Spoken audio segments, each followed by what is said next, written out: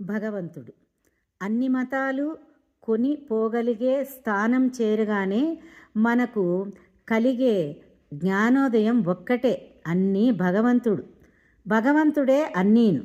ఆ స్థానం నుంచే అసలు మానసిక అవగాహన పాత అలవాట్లను మానటంలో ప్రారంభమవుతుంది. వస్తుజాలాన్ని వస్తువులుగా వర్ణించకుండా భగవంతుడంటూ వర్ణించాలి. అవి భగవంతుడే కానీ వస్తువులు కావు అనుకోవాలి. ఉనికి ఒక్కటే సంభవించమనుకోకుండా ఉనికి ఒక మానసిక కల్పన అని, ఉనికి అంటే లేమి కూడా అనివార్యమని గ్రహించాలి.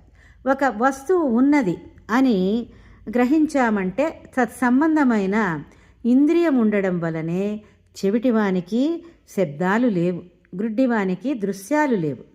భగవత్ సృష్టిని కొంతవరకైనా గ్రహించడానికి ఉపకరించే సాధనమే మనస్సు. భగవంతుడు అనంతుడు, ఉనికి లేమి భగవంతుని అంశలే. దీని అర్థం ఏమిటంటే భగవంతునికి నిర్ణీతమైన విడిభాగాలు ఉన్నాయి అని కాదు. భగవంతుని గురించి సక్రమంగా మాట్లాడగలగడం కష్టం. నిజమైన జ్ఞానం లోపలి నుండే వస్తుంది, బయట నుండి లభించేది కాదు. నిజమైన జ్ఞానము అంటే తెలియడం కాదు, దర్శించడం.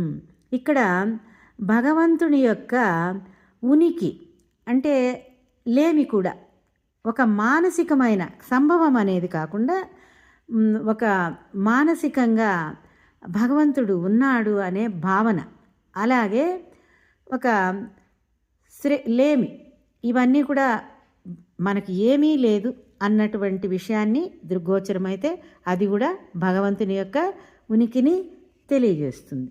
అంటే జ్ఞానం కూడా నిజమైన జ్ఞానం అంటే దర్శించడం. ఆ జ్ఞానాన్ని మనము ఆకళింపు చేసుకొని దాన్ని దర్శించుకోవడం, అది చెప్తున్నారు.